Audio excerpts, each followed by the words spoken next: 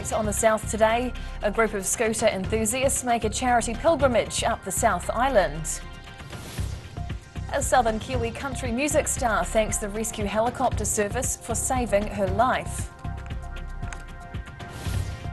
And an Alexandra teen loses his pride and joy to hair clippers in a fundraiser for his mate's little brother.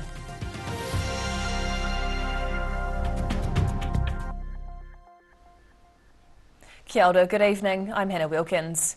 More than 100 scooter riders took to the roads over the weekend, riding 220 kilometres from Bluff to Queenstown for charity. But wind and rain made this year's fundraising challenge a particularly gruelling one.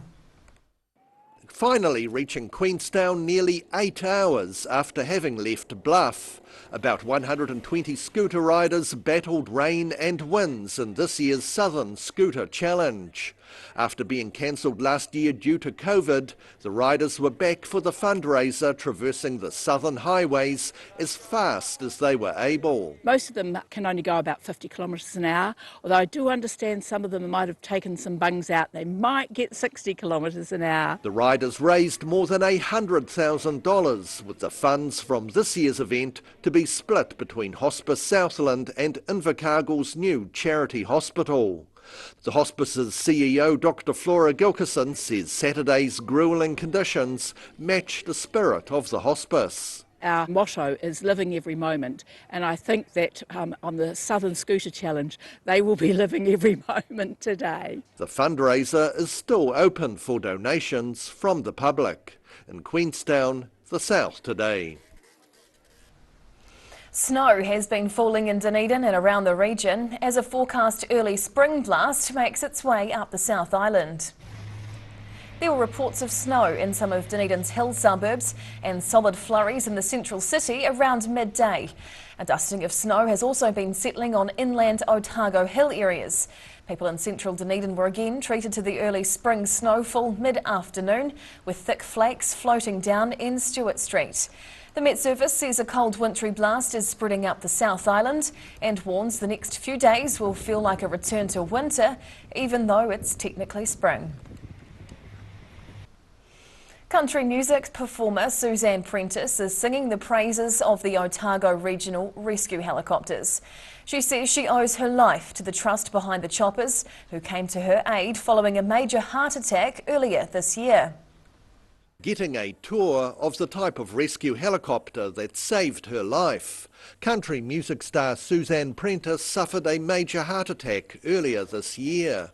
But luckily the Otago Regional Rescue Helicopter, which also operates in Southland, was there to fly her to Dunedin Hospital. It's just amazing. But, you know, if they hadn't been there, I don't think I would have made it. Since her life-saving flight, 63-year-old Prentice has learned more about the pilots, the intensive care paramedics and equipment aboard the rescue helicopters. It's saving so many lives. The equipment, the way they are manned in these helicopters is the best in the country, and I think a lot of people don't know that. The Otago Regional Rescue Helicopter Trust is partially government funded, but also relies on donations and sponsorships from the local community. In Invercargill, the South Today. Wreaths were laid and a cornet played on Saturday as the Otago Officers Club commemorated 100 years in Dunedin.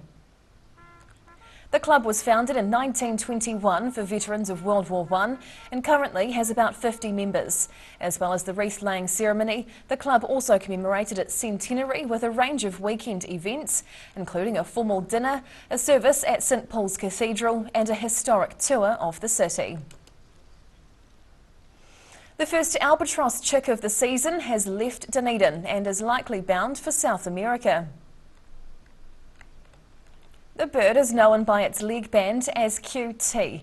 It was filmed taking off for the first time thanks to one of the live stream web cameras at Taiaroa Head. She's one of 25 Royal Albatross chicks that are getting ready to take to the skies over the next few weeks. After spending 5 to 7 years at sea, most of the surviving albatross return to the peninsula to raise their own families.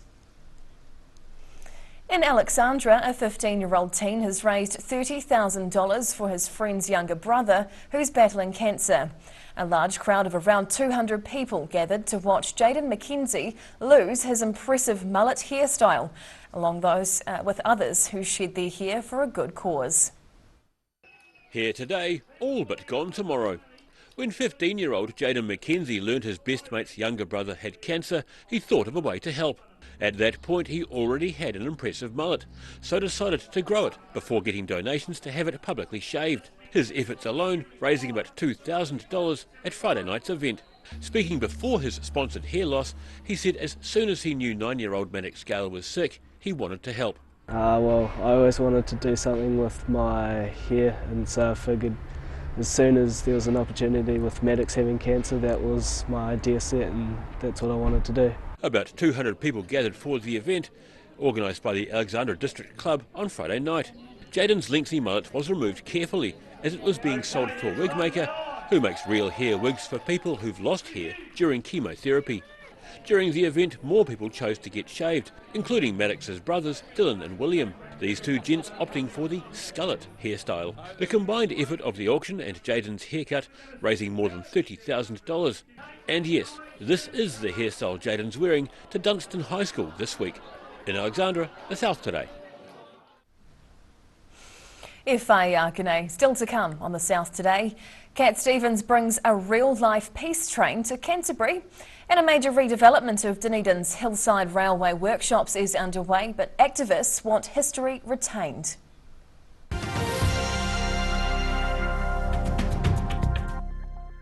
Great Britain has a collection of varied landscapes and countryside to rival anywhere else in the world. And the best way to see it is to walk.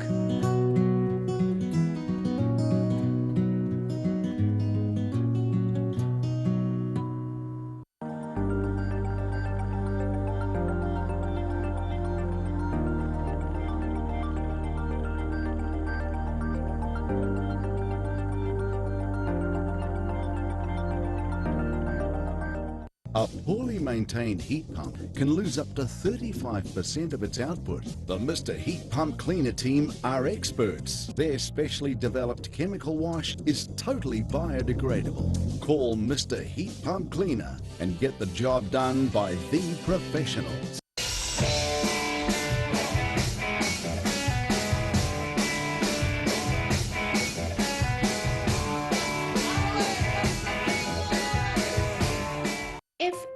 Risk of developing melanoma skin cancer, you owe it to yourself to have a mole map. Mole map is coming to your area. Phone today to make an appointment. It could save your life.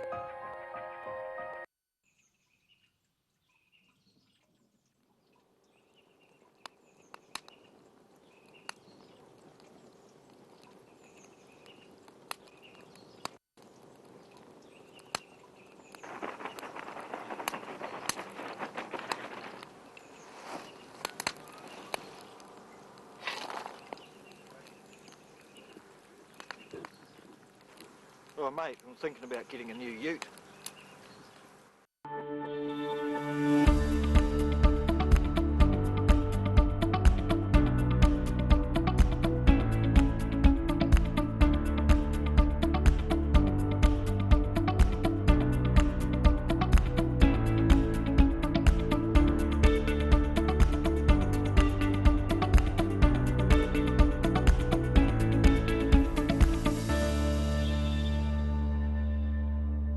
Earth is a planet of extremes.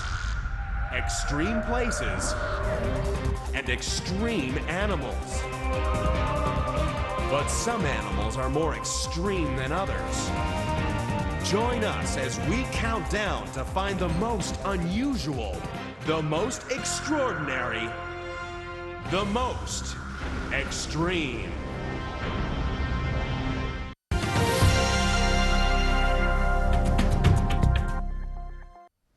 Tēnā koe, welcome back. Cantabrians were eager to try out Christchurch's newest experience over the weekend. The city has been gifted a miniature peace train thanks to the musical artist formerly known as Cat Stevens. Children of all ages were among the first to ride Christchurch's newest attraction, a peace train donated to the city following the March 15 terror attacks. Well, it was a gift to Christchurch from Yusuf Islam, well known to everybody as Cat Stevens, and it was to promote peace in the city and the idea of inclusion and tolerance. The train is made in Canada and includes a wheelchair accessible carriage. The Christchurch City Council Parks Unit and a team of volunteers are tasked with running the attraction. Each trip takes approximately 15 minutes. It's fairly simple to drive. It's a lovely little electric train, so it has a pedal to go, and then once you take your foot off, it stops. The Peace Train offers rides every second Sunday, weather permitting. In Christchurch, the South today. Heritage campaigners are calling for 2 old wooden buildings to be integrated into the redevelopment of Dunedin's hillside railway workshops. The heritage activists want to see the workshop building dating back to the 1870s preserved, along with a manager's office from the 1920s. Kiwi Rail says the workshop is contaminated with asbestos and has a low earthquake rating, but it is investigating the feasibility of incorporating it into the new facility. The project to redevelop the facility into a modern wagon building complex is expected to be completed by 2024. International skiers have returned to the Merino muster for the first time since 2019, but it was a Kiwi claiming the top spot. The annual cross-country ski race at Cardrona Valley Snow Farm is part of an international marathon series involving more than 20 countries. More than 200 participants took part in the Merino muster held in the Cardrona Valley on Saturday. There were a range of distances on offer, from 7 kilometres up to the 42k Merino muster race. Olympic cross-country skier Campbell Wright took out the muster. It has a simple philosophy for success. Just be fast, just like always, just be better than I was last year.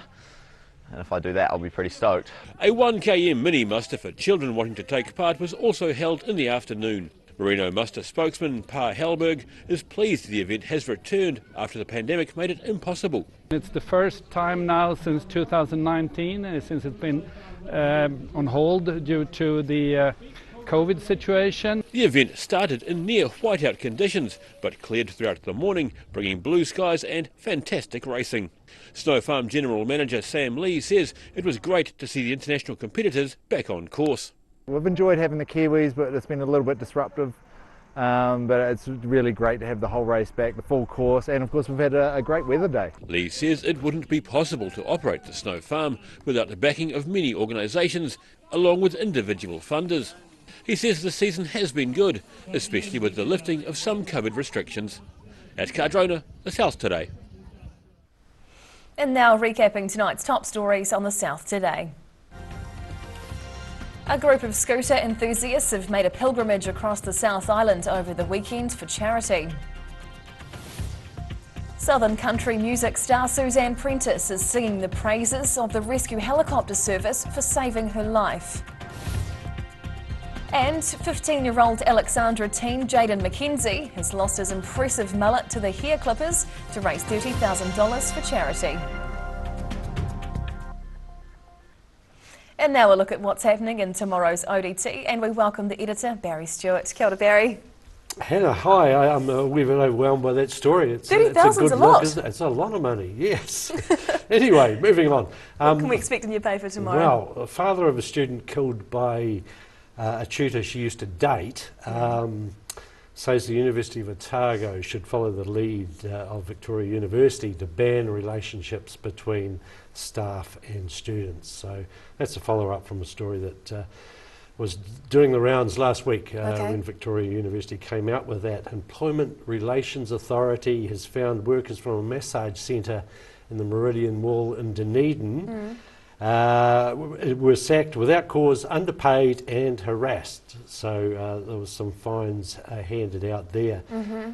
We continue our election coverage with mayoral profiles of the Southland District Council, so look out for that. Brilliant. Look forward to all that and more tomorrow. Thank you, Barry. Thank you. And time now for a look at the weather. The South Today weather, proudly brought to you by MoleMap, the skin cancer detection specialists. Looking at the situation, very cold temperatures for the region all week, with cloud and strong winds about the coast, but clear skies and heavy frosts inland. Heading to the top of the South Island, we'll find with southwesterlies and 15 in Nelson tomorrow, 14 with light southerlies over in Greymouth, and 12 with southwest winds for Christchurch. Travelling to South Canterbury and North Otago, and the southwesterlies continue through here, sending the temperatures down. Ashburton and Timaru get to 11, while Oamaru will be a bit cloudy with a high of 9. Westwards now to the Central Lakes, and those cold winds make their way through here as southwesterly still, taking Wanaka and Alexandra to highs of 11 and Queenstown to 9 degrees. Heading further south, showers and chilly highs through here tomorrow. Balclutha gets 8, while the best Gore and the Catlins can do is 7 degrees each with a spot of rain. Now down to the deep south. Showers tonight with strong southwesterlies in Invercargill, down to 4. Tomorrow and Wednesday look very similar weather-wise. Showers clearing and then leaving cloudy days with southwest winds up to highs of 6 or 7 degrees.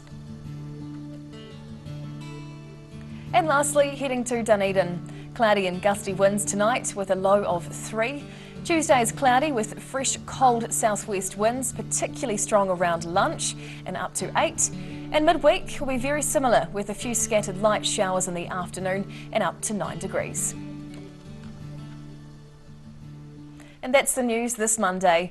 For the latest news and videos from the southern region, head online to odt.co.nz.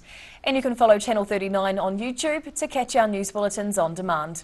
We'll see you again tomorrow. Ka kite a pōpō.